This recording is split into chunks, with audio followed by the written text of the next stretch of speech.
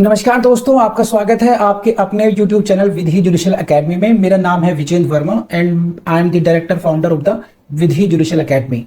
We provide coaching for the judicial services exams, and through this video we are trying to reach out to you to provide you full professional exam oriented coaching for the judicial services, and that is free of cost. We are going to provide you the entire foundation course including all the books, including all the details, whether it is required for the prelims or mains or for the guidance for the interview. Now come to section 19, assistant public prosecutors. Section 19, which section deals with the APPs? This is section 19, write down PO prelims. State government को highlight कीजिए, shall appoint in every district one और more APPs in the courts of magistrate. In the courts of magistrate को highlight कीजिए। तो APPs का जो selection होता है for the courts of magistrate होता है, जो आपने पढ़ी है अभी तक। एपीपी से judicial magistrate first class, judicial magistrate second class, additional chief judicial magistrate, CJM, वो सारी कोर्ट्स कौन सी हैं? वो मजिस्ट्रेट कोर्ट्स हैं। तो for every magistrate court APP की नियुक्ति होती है। कौन करता है अपॉइंटमेंट? हमेशा स्टेट गवर्नमेंट करती है। State government shall appoint the APPs for the magistrate court को नहीं भूलेंगे। सेशन जजेस कोर्ट के लिए, देखिए सेशन कोर्ट के लिए या हाई कोर्ट के लिए हम बोलते हैं पब्लिक प्रोसिक्यूटर और एडिशनल पब्लिक प्रोसिक्यूटर। मजिस्ट्रेट के लिए हम बोलते हैं एपीपी, असिस्टेंट पब्लिक प्रोसिक्यूटर्स, और अदर स्टेट में जैसे यूपी में उत्तराखंड में बोलते हैं एपीओ, इस तरीके से। नेक्स्ट, द सेंट्रल गवर्नमेंट भी कर सकती है। सेंट्रल गवर्नमेंट में अपॉइंट, सेंट्रल गवर्नमेंट को भी राइट है, बस इतना ही करना है इसमें। Without prejudice to the provisions contain in 1-2 where no APP, कोई उपलब्ध नहीं है, देन डिस्ट्रिक्ट मजिस्ट्रेट में अपॉइंट एनी अदर पर्सन, बस एपीपी बना सकते हैं after giving notice of 14 days to the state government. तो अगर कोई एपीपी नहीं है उपलब्ध तो डिस्ट्रिक्ट मजिस्ट्रेट भी अपॉइंट कर सकते हैं। यहाँ से क्वेश्चन आता है, इतना ध्यान रखना है कि डिस्ट्रिक्ट मजिस्ट्रेट भी क्या अपॉइंट कर सकते हैं स्टेट गवर्नमेंट एपीपीएस को? आंसर इज यस, लेकिन उसके लिए क्या करना पड़ेगा? Notice of 14 days to the state government. State government को नोटिस देना पड़ेगा कि फला केस में हमें कोई एपीपी नहीं मिल रहा, एंड वी ना in charge of that case, कि एक किसी खास केस के लिए किसी व्यक्ति को एपीपी बनाना हो। तो कई बार हो सकता है स्पेशल केस आ जाते हैं कि उस कोई हाईलाइटेड केस है, उसके लिए एक अलग से एपीपी को नियुक्त करा जाए, और ऐसा लग रहा है कि भाई स्टेट का जो कैडर है, तो एक विंडो ले ली है एक्चुअली गवर्नमेंट ने, कि कहीं ऐसा ना हो कि जो मान लीजिए जो रेगुलर कैडर है, यहां पर सरकार को लगा कि नहीं, यहां पर कोई एक स्पेशल व्यक्ति को चाहिए, ज्यादा ही इंटेलिजेंट, ज्यादा ही काबिल इंसान को लगाना पड़ेगा, तो वो फिर वहां से इंपोर्ट कर सकते हैं किसी खास केस के लिए। तो कौन कर सकता है? ये डिस्ट्रिक्ट मजिस्ट्रेट करते हैं। Without prejudice to the provisions contained in this, उन प्रोविजंस को विदाउट प्रेजुडिस करते हुए, अगर नहीं है available, where no APP is available, कोई एपीपी अवेलेबल नहीं है फॉर एनी पर्टिकुलर केस, अगर किसी पर्टिकुलर केस के लिए अवेलेबल नहीं है तो डिस्ट्रिक्ट मजिस्ट्रेट चाहे तो ऐसा कर सकते हैं। 14 डेज का नोटिस किसको देना पड़ेगा? स्टेट गवर्नमेंट को देगा। यहां पर ही लेगा ये पी फॉर प्रीलिम्स प्रोवाइडेड। हाँ, यहां से क्वेश्चन थे, क्या किसी पुलिस ऑफिसर को, क्या किसी पुलिस ऑफिसर को भी एपीपी बनाया जा सकता है? Answer is yes. कब बनाया सकता है? देखिए, no police officer shall be eligible to be appointed as APP. General rule क्या हो गया? नहीं हो सकता, सही है। Shall be eligible to be, लेकिन क्या who has, if he has taken any part in the investigation into the offense with respect to which the accused is prosecuted or is below the rank of suspector। देखिए क्या है, देखिए तो क्या किसी police officer को, police officer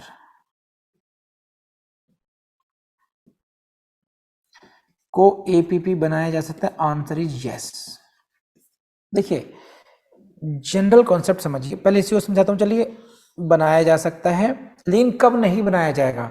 ऐसे किसी पुलिस ऑफिसर का जिसका रैंक क्या हो, इंस्पेक्टर के रैंक से अगर कम है तो नहीं बनाया जाएगा। यानी कि मिनिमम रैंक कितना हो गया? एसीपी। एसीपी रैंक के अधिकारी, पुलिस अधिकारी को एपीपी बनाया जा सकता है। एक तो ये बात हुई।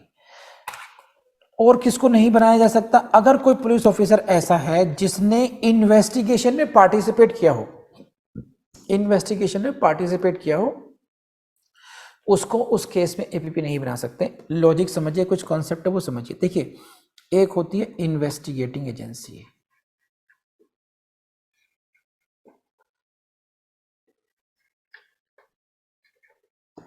एक होता है prosecuting agency,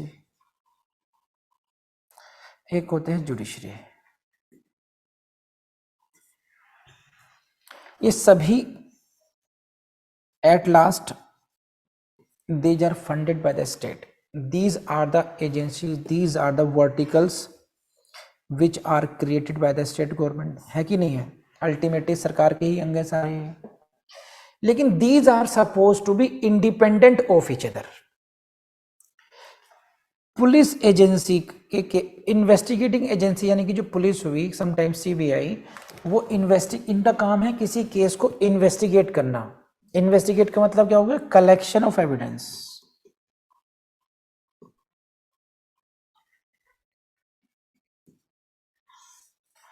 collection of evidence हुआ, वो जो फाइल अब कोर्ट में आ गई है, वहां पर जैसे ही पुलिस रिपोर्ट, इसको हम बोलते हैं पुलिस रिपोर्ट या चार्जशीट बोलते हैं इसको हम, वो फाइल्ड इन कोर्ट हुई, पुलिस का रोल खत्म हो गया। Now the prosecuting officer takes the charge. अभी प्रोसिक्यूटिंग एजेंसी के पास उस इसका चार्ज आ गया, तो they are not suppose to be the spokesperson of the investigating agency. Prosecuting officer का काम है, पीओ किसी नाम से बोलो, to place all evidence before court truly. सच्चाई के साथ में सारा जो एविडेंस है कोर्ट के सामने प्रस्तुत कर देना चाहिए। यही काम है प्रोसिक्यूटिंग ऑफिसर का, समझे आप? उसका ये नहीं कि by hook and crook conviction ही कराना है, जो थ्योरेटिकली काम ये है। तो पुलिस और प्रोसिक्यूटिंग एजेंसी भी इंडिपेंडेंट होनी चाहिए, they should work independently, so that कि एक्यूज के खिलाफ कोई कॉन्स्पिरेसी ना हो कि नहीं पुलिस ने भी वैसे ही इन्वेस्टिगेट किया और प्रोसिक्यूटिंग ऑफिसर भी उसी तरीके से पीछे पड़ जाए उसके। इसीलिए ये बात कही गई है इस वाले आर्टिकल में, yes,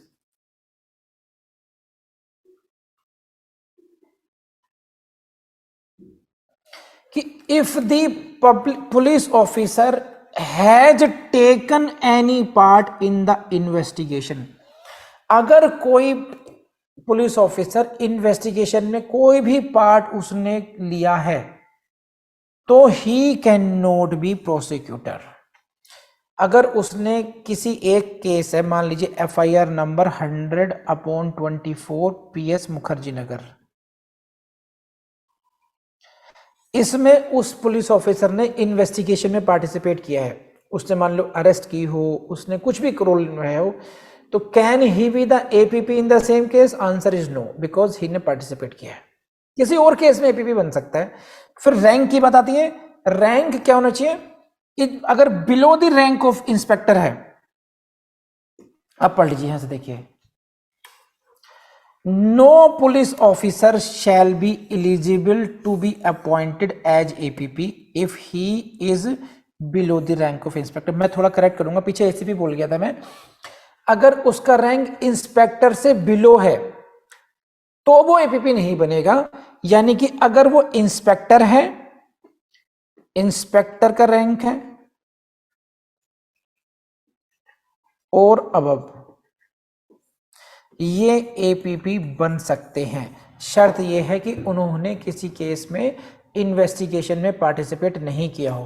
please let me know आपको बात समझ में आई नहीं है। अब आ जाइए directorate of prosecution, section 20 directorate of prosecution, very very important. ये आपका सेक्शन 25A था आईपीसी में, और ये अमेंडमेंट के थ्रू ऐड किया गया था आई थिंक 2005 में एट दैट टाइम, लेकिन ये अभी तक इंप्लीमेंट नहीं हो पाया है इतने सालों के बावजूद भी।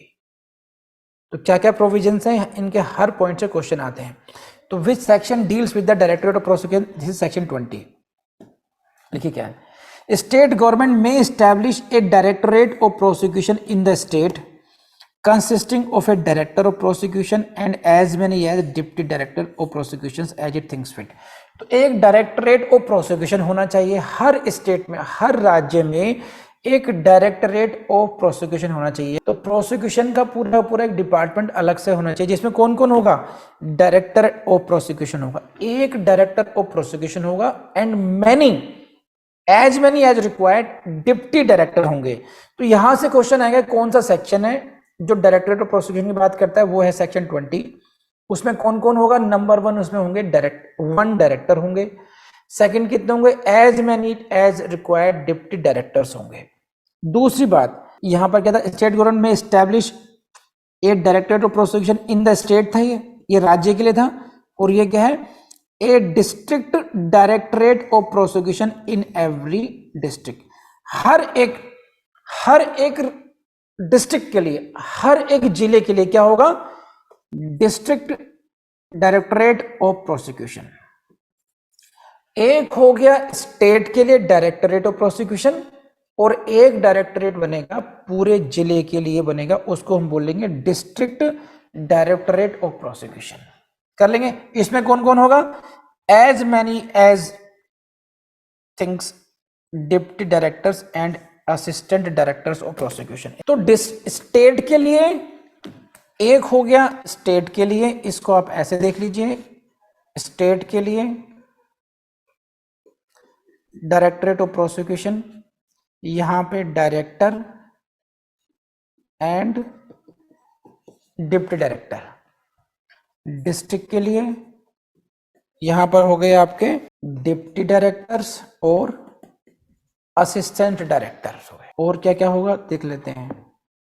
ए person shall be eligible to be appointed as director और deputy director of prosecution if he has been in practice as an advocate for not less than 15 years or is or has been a session judge। very very important and very very bad।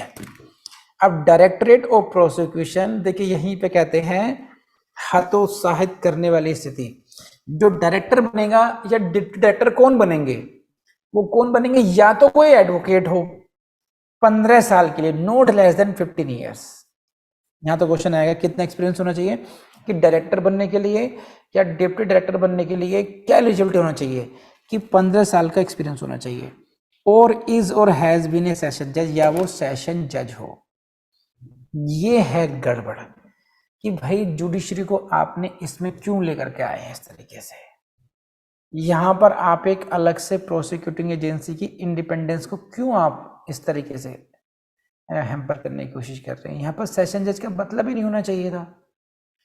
तो यहाँ पर आपने जितने भी prosecuting officers हैं, जब उनको पता होगा कि भाई आपका एक सीनियर बॉस सेशन जज भी हो सकता है, तो वो किस तरीके से इंडिपेंडेंट अपनी बात रखेंगे। तो मैं तो उसको 0 मार्क्स देता हूँ, ये इट्स वेरी बैड। लेकिन है तो है, क्या कर सकते हैं, ठीक है। तो डायरेक्टर और डिप्टी डायरेक्टर की एलिजिबिलिटी हमें खैर इमोशनल नहीं होना है, हमने ध्यान रखना है कि इसकी क्या एलिजिबिलिटी है। डायरेक्टर की और डीडी की क्या एलिजिबिलिटी है, minimum 15 years experience as an advocate या फिर सेशन जज। बात खत्म करते हैं, आगे बढ़ते हैं। और एज असिस्टेंट डायरेक्टर क्या होगा, नॉट लेस देन 7 ईयर्स और has been a magistrate of first class. तो अब यहां पर आपके लिए देखिए, मैं तो थोड़ा पीपी हूं तो थोड़ा सा दिल तो दुखेगा, ये गलत तरीका है ये। लेकिन एज ए जज अगर आप सोचोगे तो एज ए जज आपको यहाँ पर भी अपॉर्चुनिटीज मिलेंगी।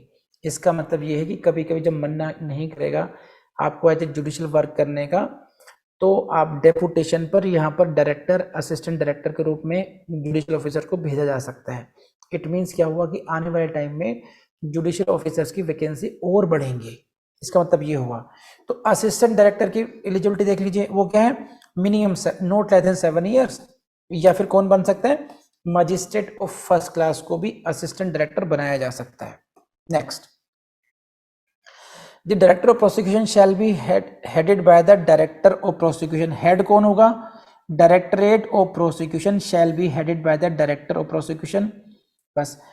और ये जो है क्लॉज 3 जो है भाई, इसमें जो खास बात है, who shall function under the administrative control of home department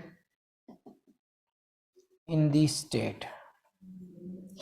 कि डायरेक्टरेट ऑफ प्रोसिक्यूशन आज भी होम डिपार्टमेंट के अंडर कंट्रोल में रहता है, लेकिन कैसा एडमिनिस्ट्रेटिव कंट्रोल है ये ध्यान रख, ये फंक्शनल कंट्रोल नहीं है। डायरेक्टरेट ऑफ प्रोसिक्यूशन आज की डेट में दिल्ली में भी that works under the administrative control. Administrative control का मतलब क्या है कि आपका अपॉइंटमेंट, आपके प्रमोशंस, आपके ट्रांसफर्स, बहुत सारी चीजें, आपकी एसीआर, सस्पेंशन, वो सारे कहाँ से काम होते हैं? वो होम डिपार्टमेंट से होते हैं। एक होता है फंक्शनल इंडिपेंडेंस, वो आपकी फंक्शनल इंडिपेंडेंस में कोई कुछ नहीं कहता आपसे। तो ये कह रहे हैं जो डायरेक्टरेट ऑफ प्रोसिक्यूशन होगा वो होम डिपार्टमेंट के कंट्रोल में काम करेगा। अब यहां पर हो सकता है कि एक जुडिशियल ऑफिसर भले ही वो डायरेक्टर की पोस्ट पर जाए, सेशन जज, he would not like to work under any IAS officer. यहां पर क्या होता है? होम सेक्रेटरी होंगे। होम सेक्रेटरी का मतलब क्या हुआ? सीनियर आईएएस ऑफिसर हुआ, और उसको हेड कौन करेंगे? जो आपके होम मिनिस्टर होंगे। आज की डेट में आप ऐसा कह सकते हैं कि अमित शाह जी हो गए दिल्ली के लिए, और अदर जैसे योगी जी हो गए उत्तर प्रदेश के लिए, होम डिपार्टमेंट उन्हीं के पास है वहां पर वो। तो ये आपको इतना ध्यान रखना है, होम डिपार्टमेंट के अंडर कंट्रोल काम करेगा। यहीं से क्वेश्चन प्रीलिम्स में आएगा। एवरी डिप्टी डायरेक्टर डीडी और AD assistant director shall be subordinate to directorate of prosecution. Write down before prelims. यहीं से क्वेश्चन आता है आपके, उसमें आया पहले भी था कि कौन किसके सबऑर्डिनेट होगा। तो डायरेक्टर के सबऑर्डिनेट होंगे डीडी, डिप्टी डायरेक्टर और assistant director. And every assistant director of prosecution shall be subordinate to deputy director of prosecution. तो ये हुई सबऑर्डिनेट की लिस्ट। डायरेक्टरेट ऑफ प्रोसिक्यूशन के सबऑर्डिनेट होगा, कौन कौन होंगे? ये हो गए सब, डिप्टी डायरेक्टर और असिस्टेंट डायरेक्टर। लेकिन इसके भी अंडर सबऑर्डिनेट कौन होगा? Assistant director. तो एक तरीके से देखा जाए, assistant director is subordinate to him, automatically तो है ये, और इसके सबऑर्डिनेट में भी है ये रही आपके सामने बात। Every assistant director of prosecution shall be subordinate to the deputy director of prosecution. अब यहाँ पर सिर्फ आपने याद रखना है कि कौन किसके सबऑर्डिनेट होंगे, कौन के सबऑर्डिनेट नहीं होंगे। नेक्स्ट में आ जाइए। Every public prosecutor, additional public prosecutor, special public prosecutor appointed by the state government under 1(8) of 18 to conduct cases in high court. High court में जो ईपीपीज होंगे shall be subordinate to directorate of prosecution. तो high court में जो PPs होंगे सारे, public prosecutor, additional PP हो या स्पेशल पीपी हो, वो सभी डायरेक्टर ऑफ प्रोसिक्यूशन के अंडर काम करेंगे। ये कैडर की एक हायरार्की मेंटेन हो गई। अब ये बहुत बढ़िया हो गया। उसी प्रकार से ये क्या हो गया? डिस्ट्रिक्ट कोर्ट में public prosecutor, additional PP, special PP जो कहाँ काम कर रहे हैं? डिस्ट्रिक्ट कोर्ट में काम कर रहे हैं। Shall be subordinate to, again ये डायरेक्टर है ये भी,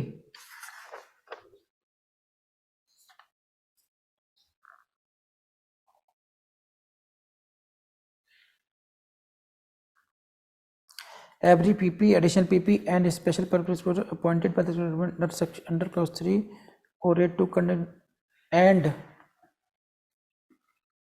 और क्या क्या है? and every assistant PP appointed by the state government under 19 shall be subordinate to, यहां से इसको हटा देते हैं, इसको ये है सबऑर्डिनेट टू डिप्टी डायरेक्टर, बस डिप्टी डायरेक्टर प्रोसिक्यूशन और दी असिस्टेंट डायरेक्टरेट ऑफ प्रोसिक्यूशन। तो डिस्ट्रिक्ट वाली जो है, जो डिस्ट्रिक्ट के जितने भी पब्लिक प्रोसिक्यूटर्स हैं, ऐसे याद कर लीजिए, जो डिस्ट्रिक्ट के चाहे डिस्ट्रिक्ट में कोई पब्लिक प्रोसिक्यूटर हो, चाहे वो एडिशनल पीपी हो या फिर वो स्पेशल पब्लिक प्रोसिक्यूटर हो, डिस्ट्रिक्ट में यही होते हैं। और क्या होते हैं? एपीपी होते हैं, एवरी असिस्टेंट पब्लिक प्रोसिक्यूटर होते हैं। ये किसके सबऑर्डिनेट होंगे? ये होंगे आपके डिप्टी डायरेक्टरेट ऑफ प्रोसिक्यूशन और assistant director of prosecution. Deputy director के भी सबऑर्डिनेट होंगे ये, और असिस्टेंट डायरेक्टर के भी होंगे ये।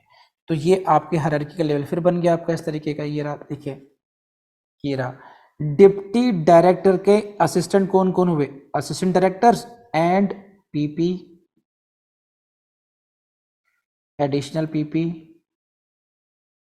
स्पेशल पीपी और एपीपी। कहां पर? डिस्ट्रिक्ट में। और ये सभी एडिशनल डायरेक्टर के भी सबऑर्डिनेट होंगे इस तरीके से, समझे आप? तो डायरेक्टरेट ऑफ प्रोसिक्यूशन के सबऑर्डिनेट कौन हो गए? डिस्ट्रिक्ट डिप्टी डायरेक्टर और असिस्टेंट डायरेक्टर। बात खत्म हो गई। उसके बाद में आ जाइए, जो नंबर 2 पोजीशन आती है डिप्टी डायरेक्टर की। डिप्टी डायरेक्टर के कंट्रोल में कौन कौन होगा? असिस्टेंट डायरेक्टर भी होगा, और बाकी जितने भी डिस्ट्रिक्ट लेवल के प्रोसिक्यूटिंग ऑफिसर वो भी सारे उसके कंट्रोल पे होंगे। तो असिस्टेंट डायरेक्टर के उसमें क्या होगा? असिस्टेंट डायरेक्टर के 2 सीनियर हो गए, डिप्टी डायरेक्टर हो गया और एक हो गया डीओपी। बाकी के जितने ऑफिसर्स हैं वो भी उसके सबऑर्डिनेट होंगे। इस तरीके से काम चलेगा। प्लीज लेट मी नो ये आपको ये हायरार्की समझ में आई नहीं आई। क्लॉज 7 पर आ जाइए। The powers and functions of the director of prosecution shall be to monitor cases in which offenses are punishable for 10 years or more or with life imprisonment or with death। अब ये 7 से फिर question place में आएंगे। देखिए कि director of prosecution कौन कौन से केसेस की मॉनिटरिंग करेगा। तो ये जो पनिशमेंट है यहाँ पर हाईलाइट कर लीजिए भाई कि if the punishment is for the 10 years और मोर, लाइफ या फिर डेथ, ऐसे केसेस की जो मॉनिटरिंग है वो कौन सा आप करेंगे? डीओपी करेंगे। तो यहां से फिर क्वेश्चन आएगा कि अगर किसी केस का पनिशमेंट ये है तो उसकी मॉनिटरिंग कौन करेगा? डायरेक्टर करेगा। To expedite the proceedings and to give opinion on the filing of the appeals, उनकी मॉनिटरिंग करेंगे कि भाई किस तरीके से उसको एक्सपीडाइट करना है, और उसमें अपील की जो पावर, ओपिनियन कि to give opinion on filing of appeals का मतलब यह है कि अपील इसमें फाइल होनी है इस केस में या नहीं होनी है। जब भी किसी केस में डिसीजन आता है तो उस केस को स्टडी कर, उसके डिसीजन को स्टडी करा जाता है। अगर मान लो एक्विटल हुआ तो एक्विटल क्यों हुआ, क्या रीजंस थे, क्या उसकी अपील बनती है या नहीं बनती है। फिर मान लीजिए एपीपी ने रिपोर्ट बनाई, उसे कहते हैं एआर, एक्विटल रिपोर्ट। फिर वो अपने सीनियर के पास भेजेंगे, फिर वो चीफ के पास भेजेंगे, फिर वो डायरेक्टर के पास भेजेंगे। तो एक हायरार्की में फाइल मूव ऑन करती है कि भाई इसमें अपील बन होगी या नहीं होगी। उस तरीके से प्रोसिक्यूशन में काम होता है। तो हीनियस ऑफेंसेस में ओपिनियन देने का काम कौन करेगा? डायरेक्टर करेंगे, डायरेक्टर ऑफ प्रोसिक्यूशन। उसी प्रकार से अलग में क्या होगा? Powers and functions of deputy director में क्या होगा? Same, to examine and scrutinize the police report and monitor the cases. इसमें काम बढ़ गया। जो डिप्टी डायरेक्टर्स क्या काम करेंगे? Examine and scrutinize the police report and monitor the cases. कौन से? 7 years और more but less than 10 years। 7 से 10 years के उनके एक्सपीडिएट डिस्पोजल के लिए काम करेंगे। तो ये डिप्टी डायरेक्टर की वर्किंग होगी। जो लेस देन फॉर 7 years और मोर, 7 साल से ज्यादा हो लेकिन 10 साल से कम हो, उसमें कहां पर उनकी मॉनिटरिंग कौन करेंगे? डिप्टी डायरेक्टर करेंगे। लेकिन खास बात एक और आ गई, इसको हाईलाइट कर लीजिए अलग से। To examine and scrutinize the police report.